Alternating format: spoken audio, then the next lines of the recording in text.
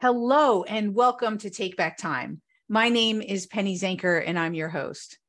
And I'm always looking for people who are going to challenge you to think differently, people who have achieved great success and just being able to bring you the tips and tricks that are going to help you to think differently and to be more successful in what you do.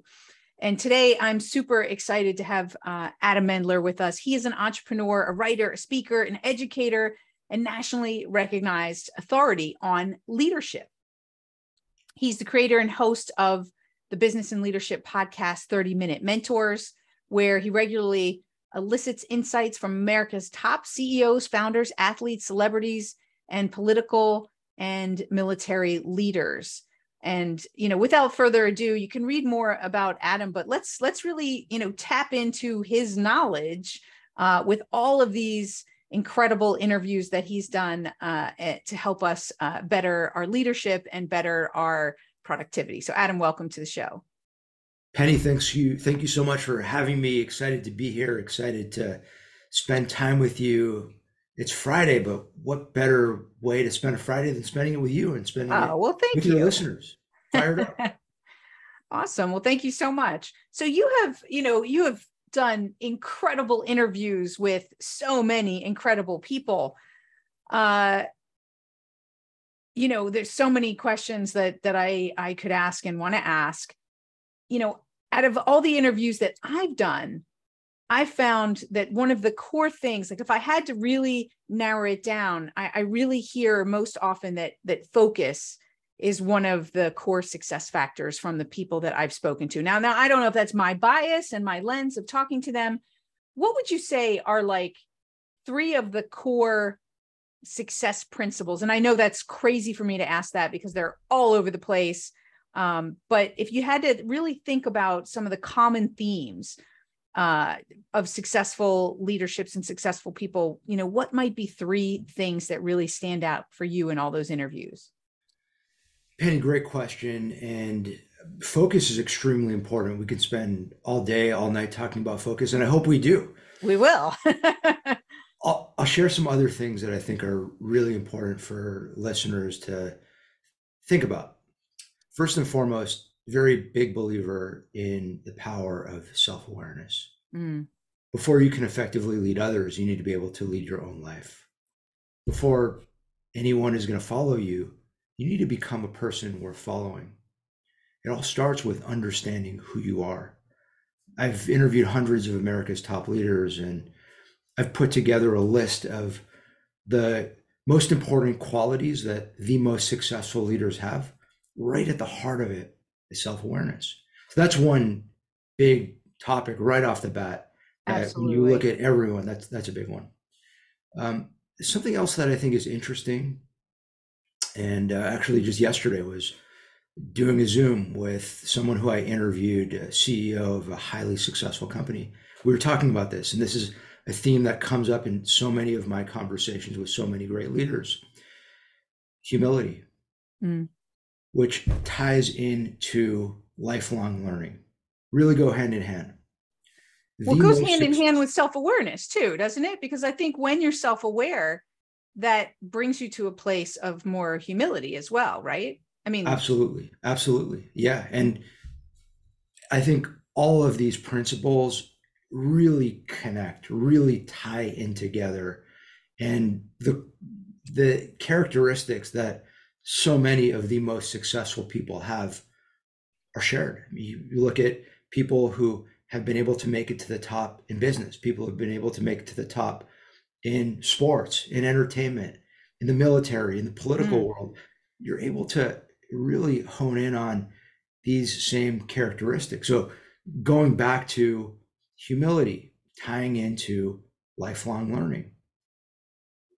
The most successful people don't walk into a room and start speaking. They walk into a room and start listening.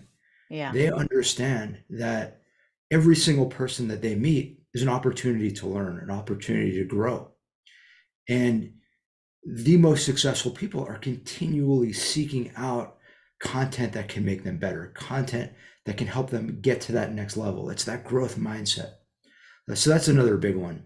And Penny, Absolutely. just because it's your show, just because I can't hold myself back, I'm staring at you, I'm staring at your screen. I see focusologist. I'm going to have to go with focus. Focus is so important. And especially for anyone listening who's an entrepreneur, and I feel like everyone nowadays is an entrepreneur in some sense. Everyone has a side hustle. Even if you're not an entrepreneur, how many entrepreneurs are there? And today, there are so many things that consume our time. There are so many things that pull us in competing directions. How do we manage that? How can you be successful if you lack focus? How can you be successful if you're spending your day trying to accomplish 20 different things? You can't. That's a critical factor to being able to succeed. Absolutely. Well, if we just turn it to some of the other things that you talked about, right, is that those successful people that you're talking about, and I've experienced that as well in the interviews that I've done, and even in my own personal success, right, is the more self-aware, the more curious and open to learn more things and really, be humble and allow others to lead, right? So, and sometimes that's the greatest form of leadership, right? Is to allow others to lead and be able to lead from the sidelines, kind of thing. That's a focus that they have, right? Is to focus on being. I think you said it in the context of being a better listener than the person who is telling everybody what to do, right? So it's always about where we're focusing our attention and what is going to create the best result for us as a leader. Great leaders are great listeners. Great leaders ask great questions. Great leaders fundamentally care about people. Mm. And something that I tell people all the time is you can be really successful in life if you don't like people. There are lots of people who are really successful and aren't good with people, actually hate people. But you can't be a successful leader if you don't fundamentally love people. Being a leader is all about helping others become their best selves. And to your point, Penny, your job as a leader is to develop other great leaders, to help people get to that next level. That's what it's all about. So what would you think that, all of those leaders that and successful entrepreneurs and athletes and so forth, what do you think, if you had to combine it into one definition of productivity, what do you think it would be? Ooh, that's a good question. One singular definition of productivity that brings everyone together. I'm gonna have to think about that. Okay, we can come back to that if you want. Okay, yeah. So what, If there were a Penny, something that I always tell people is most people in life are bad at most things. We're all good at a few things. We all have one thing about us that makes us special. It's our superpower. Mm-hmm. You're going to find out over the course of this interview, I'm bad at most things. You ask me questions like that, I don't know the answer to that. I'm going to have to think about it. Let's come back.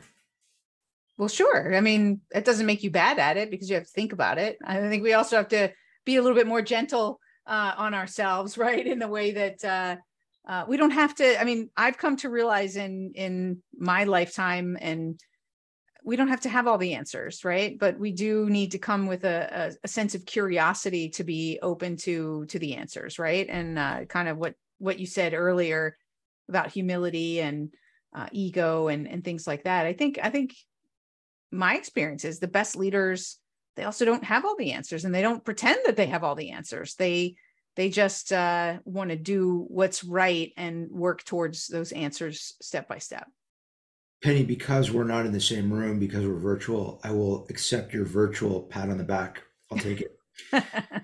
And I agree with you 110%. One of the most underrated and critical elements of effective leadership is vulnerability. The most successful leaders are those who are not afraid of admitting, I'm wrong. I don't have all the answers. I don't know the answer. If you pretend to know everything, if you pretend to be perfect, you're going to lose your credibility. such an important topic For in sure. business today, such an important topic, period, is building trust. How do leaders build trust? How do people build trust? It's really one step at a time. It's by being authentic. It's by being genuine. It's by keeping your word. It's by not pretending to be someone you're not. It's by doing what you say you're going to do. It's by leading by example. It's by being yourself. Yeah, absolutely. So I'm just curious, how did all of this start for you? How did you start to do these interviews, and what took you down this path? I have a pretty unconventional path, and that is part of the beauty. I don't think that there is a linear path to success in life, and my path has been anything but linear. For those of you who don't know me or starting to get to know me, I'm a Los Angeles native, born and raised here in beautiful Los Angeles. It's beautiful most days out of the year, but this winter has been kind of cold for us. So, Penny, if there's anything you can do about that, I don't know. Oh yeah, If I'm you, like God. Yeah, let me just sprinkle some dust. well, you have some power around focus. Maybe you could focus your energy and manifest some good weather for us in Los I'm Angeles. Yeah, I'm not sure that's within my focus realm, but You never know. Don't be afraid to ask. Another important tip. Don't be afraid to don't ask. be afraid I'm to ask. asking you. All right, And you could see say what I no, can but do. I did my undergrad at USC. I did well in college. I was Phi Beta Kappa, all the awards, honors, all that good stuff. And when you do well in school, it sort of sets you up on a certain path, a certain trajectory. So after college, I went and got a big corporate job. I worked for what was then the largest hedge fund in the world. I did that for a couple of years and then took the next step on the journey, got my MBA at a good school, and then took the next step when I worked in corporate America again, big Fortune Global 150 company. And when I was 28, there wasn't really a term for it back then, but now everyone knows it as the Great Resignation. I sort of came to this realization that I wasn't necessarily doing what I was passionate about, what was bringing me joy, happiness, fulfillment, and got off the train and was trying to figure out what was next. So, what was next for me was starting a business with my brother. We started a few different businesses. We started two different e-commerce businesses and a software development company. And being an entrepreneur is crazy, period. I think anyone who's an entrepreneur will tell you it's crazy. The wild ride. Woo! But what happened along the way is I started doing some writing, and my articles got picked up in major media outlets, Forbes, Inc., Huffington Post, and discovered that I was actually much better at that than in running these different niche e-commerce businesses. And I just kept leaning into it. That led me to start interviewing really successful and prominent leaders, doing lots and lots of those interviews. And after doing that for a while, I came up with this concept called 30-minute mentors, which is me going one-on-one for 30 minutes with the most successful leaders in America, Fortune 500 CEOs, founders of household name companies, Hall of Fame athletes, Olympic gold medalists. Through all of my interview work, I've now done interviews with more than 500 of the most successful leaders in America. And, Penny, as you know, now what I largely do is speak about the best lessons that I've learned from those conversations. I also do a little bit of teaching at UCLA. I teach a couple of graduate level classes on leadership, and very different than what I was doing when I started, very different than what I was doing 5 years ago. Right. So whatever you're doing today might be very different than what you do tomorrow. Absolutely. But keep an open mind and follow your passion and just keep going. So what's one of the stories that that just sticks with you that's made the biggest difference for you in the way you look at things? That's a great question. And I'm going to be really honest with you, Penny, which is every interview I do, there's always that one, and I don't know, I'm actually curious if it's like this for you as well, because you're a great podcast host and have had so many great guests on your podcast. In my case, every interview I do, there's always that one nugget, that one gem, that one Mhm. aha moment for me. And it's almost like literally on a guest by guest basis. I just think of that one thing where it's like a complete perspective shift for me. And as of the recording of this episode, I've released 168 episodes. So it's hard to hone in on just one out of all 168 where I could say this has been the one single biggest game Sure. changer. What's But the most literally, recent? It might be the one that's most in your mind. I'll share a recent one with you. I did an interview with a person by the name of George Stevens Jr. And that episode was released last week. So that's why I'll bring it up. It's fresh in your mind. Very fresh. Uh-huh. George Stevens Jr., founder of the American Film Institute, co-founder of the Kennedy Center Honors, 15-time Emmy Award winner, won the Academy Award for Lifetime Achievement. And I asked, George, you spent your life around the greatest of the greats, the greatest actors, the greatest actresses, the greatest directors. What can anyone do to attain greatness? And he said, well, it really is all the things that we've been talking about in this conversation, which, is all this stuff. And we can get into all that if we have the time. But then he went into a story. And he was telling me about a good friend of his who he got to know through nonprofit work, Yo-Yo Ma, the greatest cellist in the world. So George Stevens and Yo-Yo Ma got to know each other because both were heavily involved in trying to bring the arts into inner city schools in Washington, D.C. And Yo-Yo Ma is performing in an inner city school in Washington, D.C. and brings George along with him. George is observing what's going on. And he sees the students are completely mesmerized by Yo-Yo and just blown away by him. Yo-Yo gives a performance, and the performance is incredible. As good a performance as he's ever seen. He starts talking to him afterwards, and Yo-Yo Ma tells George Stevens, he says, anytime I give a performance, doesn't matter where it is, it's the single most important performance I am going to give this year. Mm-hmm.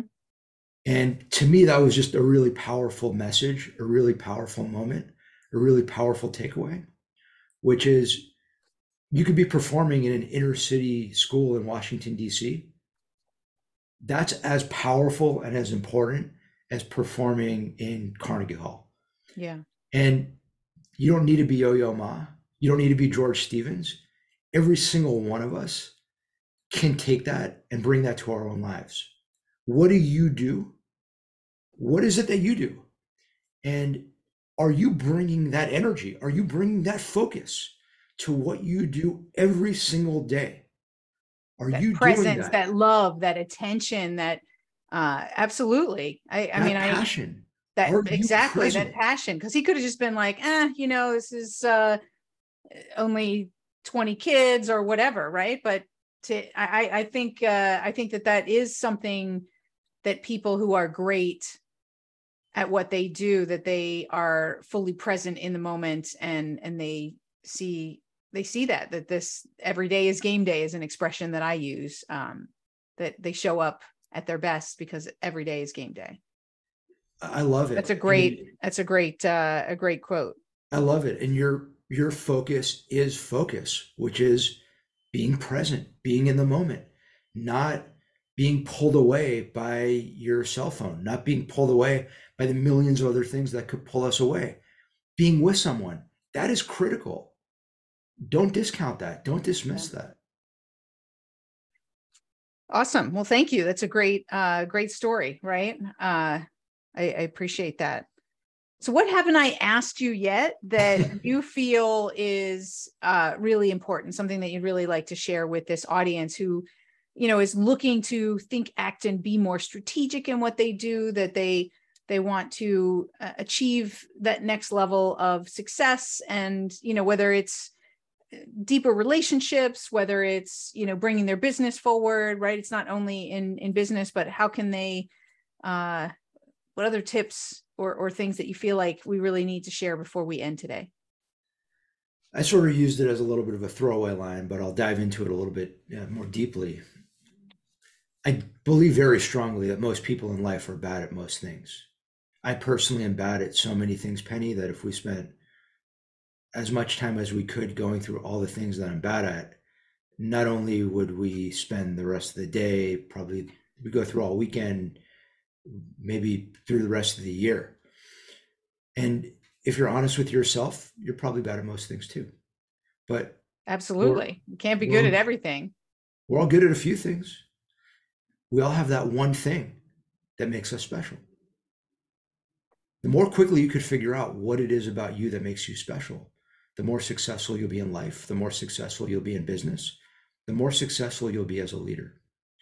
So my challenge to anyone listening is to get on that journey, of discovering what it is about you that makes you special. What is it about you that makes you different? What is it about you that differentiates you from everyone you know, from your friends, from your neighbors, from your colleagues? What separates you? And once you understand that, in my experience, that's how you can attain next level success. So I hope you're going to tell us how. You're not going to just drop that question and not have a potential way for us to do that, because that's a big, if that were so easy, then everybody would be doing it, right? So that's my keynote, Penny. That's what I talk about in my speech. And you're not going to share even a nugget with us here? Well, I've shared a bunch of nuggets. So, but I mean, to answer that question. Come on, Penny. I'm not a good enough guest. Is this what? No, you just posed a question to the audience. And so, how do we do that? How do we find what's uniquely special about us? Yeah, I'm not, this is a Friday. I can't, this isn't like your favorite TV show where they just pause and end at part one of a 2-part episode, and then you have to wait a week. Think about the days before binging, where now you binge and it's like there's a cliffhanger, but there's no real cliffhanger, because as soon as the episode ends, you could just start the next episode. Do you remember those days, Penny? Yeah, sure. I don't know if how many of your listeners remember those days. So I will not do that to you. We can talk about it. So there's a 3-step process. Yeah, just a quick, obviously we don't want to give them everything, but if they can just have a little taste of it. And then of course we're going to send them to your website where they can hire you to come and talk to them and tell them more. Right. So, but I'm sure that they're chomping at the bit right now. Like, tell me just a little something that'll help me to start that process. I'm being a little facetious here, but I don't know how well dry humor plays across the screen here. I hope it does. I don't know. We'll see what the guests. I've asked this. So I've asked this question to tons of America's top leaders. Give you an example. I asked this question to Bill George. Bill was the former CEO of Medtronic. When Bill was the CEO of Medtronic, when he took over the company, it was a $1 billion company. When he left, we could look it up. I might botch the number here, but I want to say they were like a $40 billion company. One of the great CEOs of our day. Bill told me, how do you do it? Easy. Do 2 things. Look inward and look outward. Well, what does that mean? How do you look inward? How do you look outward? So I'll throw a few nuggets. Looking inward. Get to that place where you do your best thinking. For everyone, it's different. Where do you do your best thinking? It might be a rhetorical question, but I'm not going to ask you.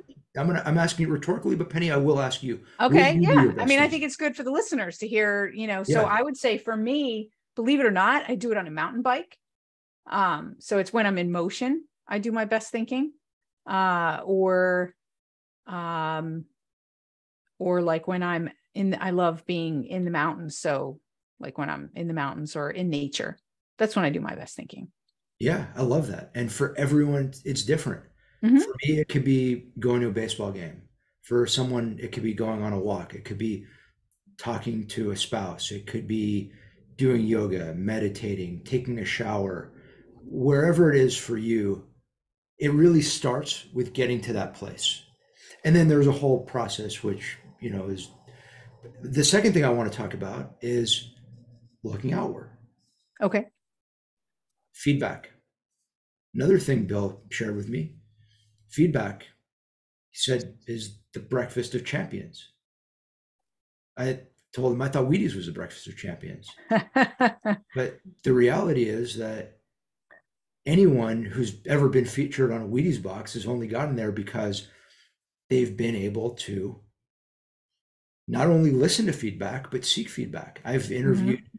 some of the greatest champions of all time, including some people who've been featured on Wheaties boxes, who've talked to me about the power of feedback. Yeah. And that's another, you want to talk about success factors, seeking feedback. So go out and talk to those around you. Go out and talk to as many people as you possibly can. So look inward, get to this place of deep introspection, but also go outward. Talk to your friends, talk to your neighbors, talk to your mentors, talk to your family, talk to as many people as you can. And for each of these things, we can spend an hour on each, but at a very, very high level, that's how I would start thinking about Okay. Fantastic. Well, thanks for sharing that. It's appreciated, and I think people gives them a little bit of something that they can start to really look for that thing that makes them stand apart. That's their special sauce. I, Their I don't want to leave on a cliffhanger. That's such an unsatisfying feeling. When you have episode one, it ends, and then you're like, well, when's episode two going to come? I hated that when I was a kid, so I don't want to do that. Awesome. So, was there anything else that you wanted to share before we end the episode, so that you feel complete and you feel that the listeners feel complete? I want to thank you, Penny. I want to thank you for having me. I want to thank you for hosting this great program. I want to thank you for the great work that you do, for helping people focus, for helping people understand how to focus, for helping people understand how to become more productive in their lives. At the end of the day, what is this all about? This is all about how do we become our best selves? How do Absolutely. we live life to the fullest? Something that I try to share with all audiences that I speak to is that when you're trying to figure out what you want to do, you want to try to check three boxes. Number one, you want to try to do something that you love. Number two, you want to try to do something that you're great at. Number three, you want to try to do something that allows you to make a positive impact in the lives of others. If you do all three of those things, that's it. You found it. Doesn't feel like work. Right. You could wake up first thing in the morning and keep going until you have no energy left. You're fired up the next day to do it. But not all of us are there. In fact, most of us Most of us are aren't. not there. Yeah. Now, if you are there, then it's much easier to focus because you're locked in and you're dialed in. It's very true. If you're not there, Penny, I'll tell you, the work that you do is critical to helping people get to that next level and then get to that next level. So thank you for the work that you do. Absolutely. Well, and from what you're expressing, right, is that's what you do, is you help people to focus. Because like you said, if you can't check those three boxes yet, then you're not going to be able to focus in the way that's going to give you the greatest leverage, the greatest joy, and the greatest level of success that you can achieve. So it sounds like we're pretty aligned there. So thank you. Penny, we're very aligned. That's why I had such a great time today. Awesome. And I only wish we had more time so that I could give you at least the beginning of the list of all the things in life that I'm bad at. We'll come back to that. That'll be version 2, right? That'll be our next session. We need to make sure we Adam, block out enough time where for can that. they get a That'd be hold of you? Just give us your website. It'll all be on the show notes, but just give us a quick, your best place to be contacted.